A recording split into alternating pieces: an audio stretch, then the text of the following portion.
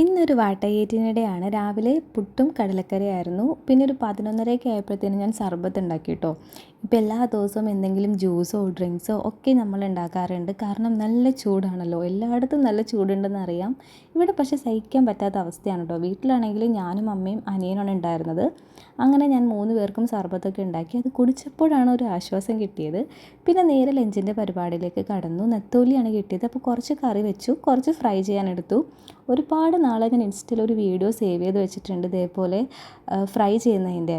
ഇരുമ്പിൻ്റെ ചട്ടിയിൽ മീൻ ഇട്ടിട്ട് കറിവേപ്പില ഇടാം, പിന്നെ ഒരു കഷ്ണം വാഴയില നന്നായിട്ട് വാട്ടിയിട്ട് അതിലേക്ക് ഇട്ട് കൊടുത്താൽ നല്ല ടേസ്റ്റാണെന്നൊക്കെ പറഞ്ഞു. അപ്പോൾ ഞങ്ങളത് ട്രൈ ചെയ്ത് നോക്കി. അടിപൊളിയായിരുന്നു കേട്ടോ. ഇതങ്ങനെ ചെയ്യാത്തവരുണ്ടെങ്കിൽ എന്തായാലും ചെയ്ത് നോക്കണം.